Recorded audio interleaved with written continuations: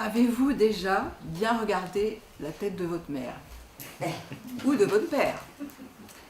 Vous les trouvez si beaux que cela, vraiment? Avez-vous vraiment envie de leur chanter « Voulez-vous coucher avec moi ce soir ?» Il y a anguille sous roche. Certains peuvent toujours nous dire « Nique ta mère, on n'a pas vraiment envie de s'y mettre. On a plutôt envie de prendre nos jambes à notre cou. » Et pourtant, il y en a qui l'aiment, qui l'adorent. Il y en a qu'une, c'est maman. Il n'y a que leur mère qui compte. Parfois, c'est leur père. Mais bon, vous avez vu la tronche de la Jocastre? Vous avez vraiment envie d'épouser cette emmerdeuse qui vous appelle 3 fois par jour, qui vous traite comme un bébé et qui a parfois du mal à supporter votre moitié? J'arrête là mon sketch qui s'intitule « Hé Oedipe, t'as bien vu la tête de ta mère ?» Suite à mes lectures oedipiennes, pour y voir plus clair, j'ai voulu rapprocher les données freudiennes et lacaniennes dans un tableau que voici. Les Freudiens ont mis à jour les différents stades, oral, anal, phallique, génital. Du point de vue freudien, durant le premier stade pré-oedipien, on ne peut pas encore parler de masculin-féminin.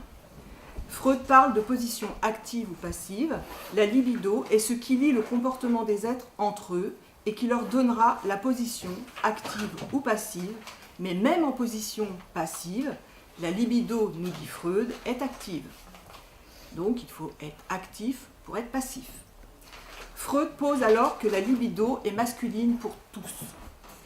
Durant le stade suivant, génital infantile, le masculin existe désormais avec la reconnaissance pénienne, mais pas le féminin.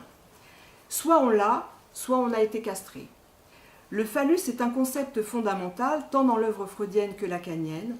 Dès 1923, dans son texte « L'organisation génitale infantile », Freud écrit que l'on ne peut comprendre la signification du complexe de castration qu'en considérant son apparition à la phase du primat du phallus. Le caractère majeur de l'organisation sexuelle infantile réside dans ceci, nous dit Freud, que pour les deux sexes, un seul organe génital, le masculin, joue un rôle. Il n'existe donc pas un primat génital, mais un primat du phallus, que nous pouvons aussi entendre, pour certaines, prima-phallus. La conviction d'absence de pénis chez la femme entraîne dépréciation, horreur et disposition à l'homosexualité. La première hypothèse est que la femme est castrée et que cette castration est une punition. Toutes les femmes ne sont pas encore affectées de cette perte pour l'enfant. Freud cite l'exemple d'une jeune fille qui, n'ayant pas de père et vivant avec de nombreuses tantes, n'en tenait qu'une tante faible d'esprit pour castrer, et elle-même. C'est donc dire que la croyance peut être longue dans le temps, et ce n'est pas rare, durant les cures d'adultes, de voir apparaître dans le discours la mère phallique ou la mère possédant encore ce pénis imaginaire. C'est quand l'enfant prend conscience que seule la mère enfante qu'elle se retrouve privée de petites choses. L'hypothèse émise alors est qu'elle a échangé le pénis contre un enfant. Freud signale que, cependant, l'organe génital féminin ne semble pas encore être découvert. L'enfant imagine qu'il vivait dans l'intestin de sa mère et qu'il en sort. Merde alors.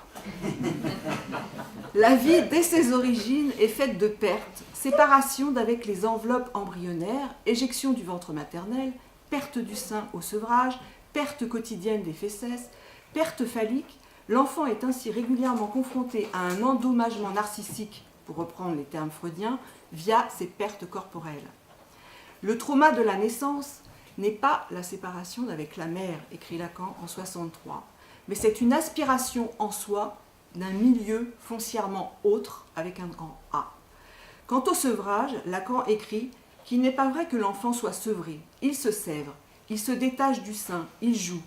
Il pense même que le sevrage est plus traumatisant pour la mère que pour l'enfant. Je pense que c'est à modérer. Freud nous signale que nous ne devrions pas parler de castration. Non. Freud nous signale que nous devrions parler de castration qu'à partir du moment où ces pertes sont connectées à l'organe génital masculin.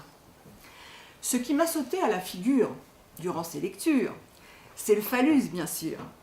Phallus, je te tiens, me réjouissais-je. Mais ça ne vous étonnera pas qu'il ne faisait que m'échapper le bougre. En conclusion, rappelons-nous que la mère, premier signifiant symbolisé par l'enfant, ne manque pas seulement d'un enfant ou d'un homme, elle est manquante. Et le signifiant de ce manque est le phallus symbolique. Pour Lacan, il n'y a donc pas à proprement parler et dès le départ de relation mère-enfant, mais un rapport de chacun au phallus. Merci.